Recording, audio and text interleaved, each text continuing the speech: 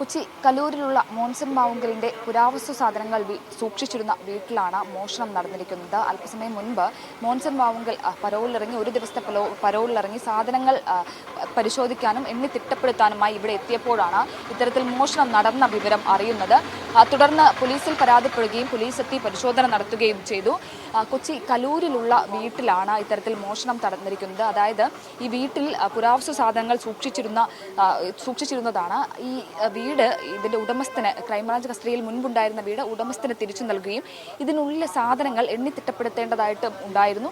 അതിന്റെ ഒരു ആവശ്യകതയെ തുടർന്നാണ് ഇത്തരത്തിൽ സാധനങ്ങൾ എണ്ണി തിട്ടപ്പെടുത്തുകയും എടുക്കുകയും ചെയ്യാനായി മോൻസൺ മാവുങ്കൽ ഒരു ദിവസത്തെ പരോളിനായി എത്തുകയും തുടർന്ന് ഇത്തരത്തിൽ മോഷണം നടന്നതായി അറിയുകയും ചെയ്തത്. വീടിന്റെ സൈഡ് വശം പൊളിച്ചാണ് അകത്ത് കടന്നിരിക്കുന്നത്. മാത്രമല്ല CCTV ദൃശ്യങ്ങളടക്കം അല്ലെങ്കിൽ CCTV അടക്കം തകർത്തിട്ടുണ്ട് എന്നാണ് അറിയാൻ സാധിക്കുന്നത്. പോലീസ് എന്തായാലും കേസെടുത്ത് പരിശോധനകളും കാര്യങ്ങളുമൊക്കെ നടത്തി വരികയാണ്. അല്പസമയം മുൻപാണ് പോലീസ് ഇവിടെ നിന്ന് പരിശോധിച്ച് മടങ്ങിയത്.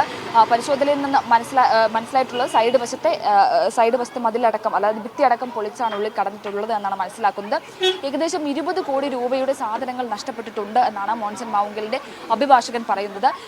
പുരാവസ്തു സാധനങ്ങളാണ്, വലിയ വിലപിടിപ്പുള്ള സാധനങ്ങൾ സൂക്ഷിച്ചിരുന്നു, അത് നഷ്ടപ്പെട്ടിട്ടുണ്ട് എന്ന് ആണ് പറയുന്നത്. അല്പസമയം മുൻപ് മോൻസൺ മാവുങ്കൽ ഇവിടെ എത്തി പരിശോധനയൊക്കെ പൂർത്തിയാക്കി മടങ്ങിയിരുന്നു. എന്തായാലും പോലീസ് ഇതിൽ കേസെടുത്ത് അന്വേഷണം ആരംഭിച്ചിട്ടുണ്ട്.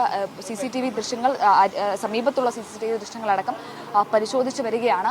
ഈ പരിശോധനയിൽ അന്വേഷണത്തിൽ മാത്രമാണ് എങ്ങനെയാണ് ഇത്തരത്തിൽ മോഷണം നടന്നത്, എപ്പോഴാണ് നടന്നതിന് എന്നതിനെ സംബന്ധിച്ചൊക്കെ അറിയാൻ സാധിക്കുകയുള്ളൂ. എന്തായാലും 2 ആഴ്ച മുൻപ് ഇവിടെ എത്തിയപ്പോൾ ഇത്തരത്തിൽ മോഷണങ്ങളോ കാര്യങ്ങളോ അതിന്റെ ലക്ഷണങ്ങളോ ഒന്നും തന്നെ ഉണ്ടായിരുന്നില്ല എന്നാണ് മോൻസന്റെ അഭിഭാഷകനടക്കം പറയുന്നത്. ഒരാഴ്ചയ്ക്കുള്ളിൽ നടന്ന സംഭവം കൂടിയാണ്. എന്തായാലും പോലീസ് ഇതിൽ കേസെടുത്ത് അന്വേഷണം ആരംഭിച്ചു വരികയാണ്.